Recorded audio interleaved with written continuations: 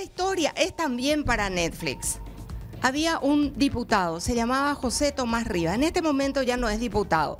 Pero así como hoy, fíjense cómo la justicia tarda, pero llega, onguajeta este día. ¿Qué pasó?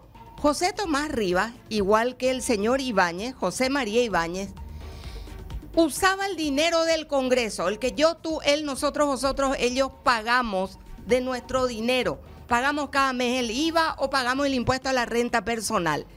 ¿Y para qué usaba el dinero del Congreso? Para pagarle a 3 caseros que hacían trabajo en sus propiedades. Aunque ustedes no lo crean, los 3 caseros terminaron condenados por la justicia. Fuera caseronte, peones nomás eran. De hecho, la primera vez que los llevaron al Congreso, no sabían ni dónde quedaba la oficina de José Tomás Rivas. Los caseros que terminaron condenados se llaman Reinaldo Chaparro, Neri Franco y Lucio Romero. Esta historia de los caseros que se pagaba con dinero de la Cámara de Diputados padeció muchísimo antes de llegar al final que hoy podría empezar a transitar el camino de la verdadera justicia. ¿Por qué? Porque el propio Aliana firmó un acuerdo con José Tomás Rivas diciendo que ahí no había pasado nada, porque José Tomás Rivas lo que hizo fue devolver 121 millones de guaraníes y dijo 121.208.000 guaraníes devolvió. Y dijo, no pasó nada, acá devuelvo el dinero que cobraron los caseros. Entonces la Cámara dijo, no hubo daño patrimonial y se consiguieron un puerco tribunal que dijo, aquí no pasó nada. Pero ¿saben qué hizo la Fiscalía? En este caso creo que ya fue el fiscal Luis Piñanes. Apeló ante la Cámara y tiempo después ya salieron Cámara y la propia Corte Suprema de Justicia a decir, aquí no pasó nada. Él tiene que ser juzgado por este tema. No es que vos devolvés el dinero y no pasó nada. Hoy inicia un juicio oral y público muy esperado que puede sentar precedentes, porque llámense caseros, llámense hermanos menores, hermanos mayores, las putas de turno, los prostitutos de turno, los ahijados, los todos, que toda esta gentuza sepa que pueden quedar procesados los que reciban el dinero y los que ayuden a ingresar a la función pública. Rápidamente hasta el teléfono, fiscal Luis Piñanes, toda nuestra confianza depositada en usted, de usted va a depender, doctor, que este juicio histórico que casi no se hizo llegue a buen puerto para mostrar que la plata pública, el patrimonio de la sociedad paraguaya no se toca así nomás. Buen día, don Luis. Buen día, Mabel, y buen día a tus compañeros en el programa. Bueno, el caso de Rivas hoy inicia juicio oral y público, la historia de los 3 caseros, doctor Piñanes. Efectivamente, fuimos convocados para el día de hoy a las 11 horas y está previsto su continuación para el día de mañana en el mismo horario en relación a uno de los coprocesados, el entonces diputado Tomás Fidelino Rivas, teniendo en cuenta que ya los otros 3 coprocesados ya han sido condenados en un juicio oral anterior. Entiendo. Yo estaba mirando que los 3 caseros terminaron condenados. El Hipo y Jape se soltó la piola, Reinaldo Chaparro, Neri Franco y Lucio Romero. Pero además después aparece un acta en el cual para mí, soy periodista minte, doctor, pero para mí se consuma la confesión de la historia. ¿Por qué? Si le condenaron a 3 caseros por hechos contra el erario público, pero es Rivas el que devuelve el dinero al Congreso, con lo cual él admite de forma explícita su responsabilidad en los hechos y pretenden que, porque hubo una supuesta devolución del dinero una vez que fueron pillados, aquí no pasó nada. Entonces, tengo entendido que Rivas acercó un acta inclusive firmada con Aliana. ¿Es así, doctor? Es así, Mabel, es así, Mabel. Bueno, concretamente, bueno, es sabido, ¿verdad? Que, en primer lugar, bueno, muchas veces vos sabes más que nosotros, Mabel, ya por tu experiencia en este tipo de situaciones, ¿verdad? Pero acá qué pasa, bueno, es importante saber de que los hechos punibles contra el patrimonio se puede conciliar, eso lo dice la ley, ¿verdad? Ocurre nada más de que ya, además el relatorio que hiciste, ¿verdad? De que ya cuando que estaba pendiente el juicio oral en relación al señor Tomás Fidelino Rivas, y teniendo en cuenta que ya existía una condena en cuanto a los otros 3 funcionarios, entonces él presenta un acta de acuerdo, pero pero hay algo más, Mabel, en el sentido de que ese juicio oral ya del señor, el juicio de los 3 funcionarios que vos mencionaste fue en el año 2020. Sí. Sin embargo, en el año 2021 sale una nueva ley que reglamenta las atribuciones de la Procuraduría General de la República. Esta ley es la ley número 6837/2021. O sea que esa ley se promulgó ya unos meses antes de la realización de ese juicio oral y público. Entonces, ¿qué es lo que ellos hacen? Alternativamente ellos, una vez iniciado el juicio oral y público, ellos presentan un acta donde él dice de que él acuerda con la víctima, según ellos, tomando a la víctima como Cámara de Diputados, y hace una reparación en dinero que inclusive era mucho más de lo que el Ministerio Público cuestionaba por los salarios irregulares que percibieron estos funcionarios.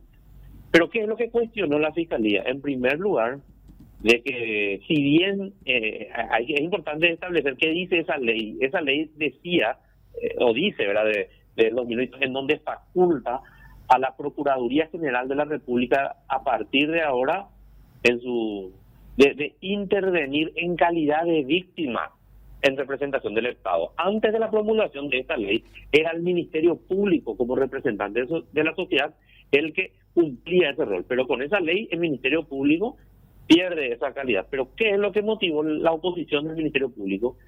De que esta ley claramente dice de que le otorga esa calidad de víctima, entiéndase, en representación del Estado paraguayo, a la Procuraduría General de la República y no al presidente de la Cámara de Diputados.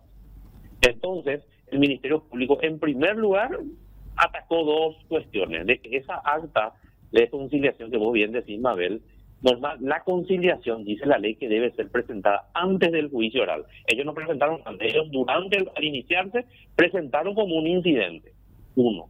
Y 2, de que el entonces presidente de la Cámara de Diputados no tenía legitimación activa para fungir como representante del Estado paraguayo como víctima. En primer lugar, al no tener legitimación activa, por otro lado, el presidente de la Cámara de Diputados no podía fungir como representante del Estado paraguayo.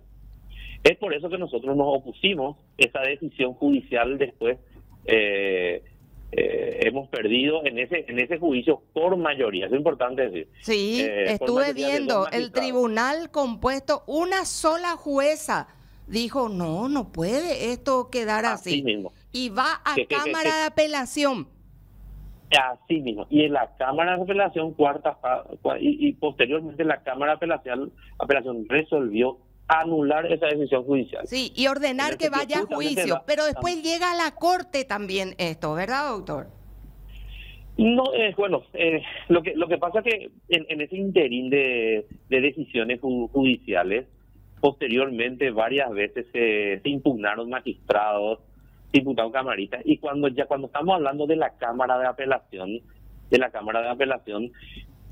la decisión de que si una de las partes le recusa a un camarista o un camarista se inhibe, entonces la decisión la tiene la Sala Penal de la Corte Suprema de Justicia. ¿Por qué? Porque lo que el tribunal, lo que dijo la Cámara al anular la resolución es de que se haga un nuevo juicio.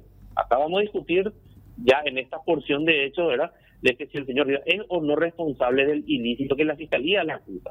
Entonces, no puede irlo en una tercera instancia. Lo que sí se plantearon recursos ante la Corte era impugnaciones a miembros de la Cámara que tenían que resolver esa resolución que posteriormente decretó la nulidad. Pregunto algo, doctor. Esto históricamente ha tardado un viacrucis de 4 años para llegar hasta aquí. Si es que medimos el tiempo a partir del momento en que los caseros, los pobres prójimos, Boriajú, terminaron condenados. Pero si es que nos vamos hasta el tiempo en que la denuncia se hizo pública, estamos hablando de cuántos años después llegamos al juicio oral y público, doctor. Y si el hecho ocurrió en el año 2017. Imagínense, estamos llegando... En el 2016, pero la de 2017, de 2017 hasta la fecha. 7 años después estamos llegando por fin al juicio oral y público. ¿Nos puede recordar, doctor, así muy brevemente en un resumen? ¿Estos caseros estaban en distintas propiedades del señor Rivas o estaban en una misma? Sí, bueno, esto surgió con una denuncia pública, ¿verdad? En la cual la denuncia primeramente fue denunciada directamente, que como usted dijo, como vos decís, Mabel, 3 funcionarios, uno cumplía funciones en una estancia del señor Rivas, otra en un negocio comercial que tenía con su familia, y un tercer funcionario en la casa en Asunción, en Lambaré, del entonces diputado. Entonces, concretamente la denuncia decía que la Cámara, porque esas tres personas fueron contratados para cumplir servicios en la Cámara de Diputados, 2 como chofer y 1 como auxiliar. Entonces, concretamente la denuncia refería de que 3 personas así cumplían labores domésticas con salario del Estado paraguayo. Ahora bien, como fue una denuncia pública, ya en el marco de la investigación, lo que ya la Fiscalía inició una investigación y un proceso, ya no pudo demostrar concretamente que efectivamente ellos cumplían funciones domésticas, porque al salir en un tapa diario, vos cuando llega la noticia criminis, ya todos los lugares, de todo ya estaba, estas personas ya no cumplían esas funciones. Entonces, ¿qué es lo que nosotros hicimos? Hicimos un cruce de llamadas, de las llamadas tanto de estas personas, del diputado Rivas, y lo que de nosotros sí afirmamos en nuestra acusación es de que estas 3 personas, en el periodo comprendido de julio del 2016 a febrero del 2017, en ninguna ocasión estas 3 personas cumplieron funciones en la Cámara de Diputados. Entiendo. Sin embargo, ¿Qué salida inteligente, doctor? Perdón que le interrumpa. ¿Por qué? Porque, claro, al momento que se destapó la olla en los medios de que habían 3 caseros trabajando para arriba, pero cobrando en el Congreso, ¿cómo iban a aprobar?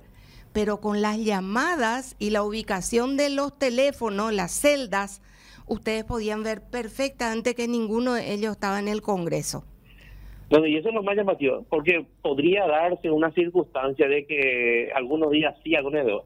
En ese periodo de tiempo, esas personas nunca fueron a la Cámara de Diputados. 2 estaban en la zona del departamento, que es el departamento de Paraguay, el otro nunca salía del radio de Lambaré, que incluso es zona área metropolitana, digámosle, ¿verdad? Y eso fue lo determinante. Y eso se cruza nuevamente de que estos funcionarios tenían que sí es permitido, pero sí tenía una situación especial de que estos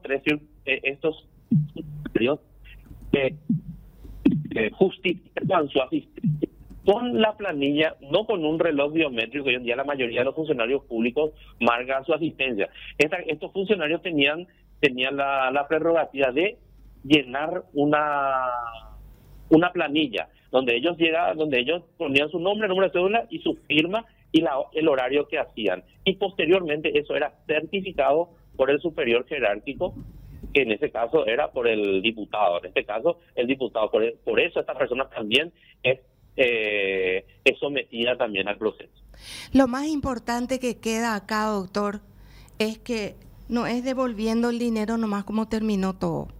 O sea, se devolvió 121.208.000, con lo cual uno diría, se cumple aquella película que dice, robó, huyó y lo pescaron y quedó libre. No, esto por eso tiene Es tan importante lo que usted asume desde hoy, doctor Piñanes, en nombre de la sociedad paraguaya, para mostrarles a todos los que creen que solamente si se les pilla y se les pesca, ellos pueden devolver el dinero y aquí no pasó nada.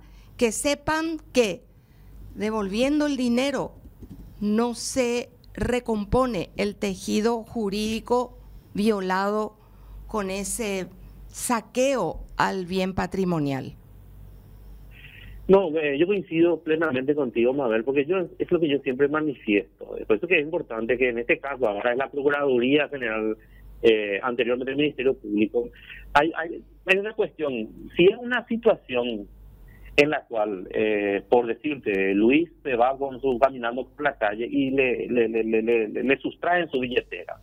Ahora, si posteriormente esa persona es aprendida por la justicia, pero él me devuelve una billetera que tiene un valor menor, a mí como ciudadano común, en el término, yo considero que el daño está resarcido. ¿Por qué? Porque tengo una billetera más linda y esa sustracción no fue tan violenta. Esa es mi decisión personal. Por eso es que la ley dice que los hechos punibles que afectan el patrimonio se pueden conciliar. Pero es diferente la situación del Estado, porque al hablar del Estado estamos hablando de un ente colectivo. El monto acá del perjuicio patrimonial no es mucho, porque estos funcionarios, Mabel, ganaban entre 2 millones a 3 millones de guaraníes, y haciendo un cálculo era en total, totalizando, eran 47 millones. Pero acá lo que yo sostengo es de que el Estado paraguayo, uno tiene la potestad de aceptar o no una conciliación. La ley dice que se puede conciliar, pero es la víctima el que tiene la posibilidad de aceptar o no una conciliación. Y en este caso estamos hablando de un ente colectivo. El Estado paraguayo somos nosotros también, o sea, nosotros, porque las personas que son las autoridades son a quienes nosotros le votamos. Entonces, acá no va la situación por el monto o el dinero. Acá es lo que ocurre y lo grave que es. Y entonces considero de que el que tiene esa facultad de víctima debe pensar más allá de un resarcimiento.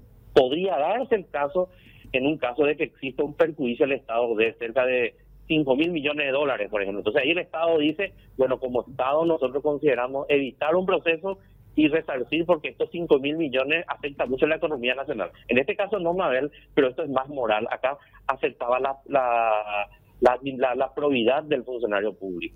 Claro, yo simplemente poner en perspectiva que a algunos les puede parecer poco, 1 millón, 2.500.000, 3 millones todos los meses, pero es el dinero que sumado a otros despojos es el dinero que nos falta, es el dinero que hubiera faltado para pagar por lo menos el 10% del pasaje de los estudiantes que fueron a competir en robótica, es para poder comprar los útiles que necesitan en algunos lugares, es el dinero de 2, 3 pupitres de los que están dando clase bajo los árboles. O sea, comparado con qué es poco y comparado con qué es mucho. Es mucho si comparamos con todo el dinero que nos roban y que nos falta. Éxito, doctor Piñanes, que esto sea ejemplar, que los que hoy están metiendo la mano en la lata, nombrándoles a todos sus parientes y despertando la tristeza, la rabia y la impotencia del resto de la población, usando los fondos públicos, que sepan que tarde o temprano van a llegar. Tarde o temprano Quintana será tu sastre, decía la propaganda de una funeraria en mi época. Un abrazo, doctor Piñanes. Igualmente, Éxito, muchas gracias.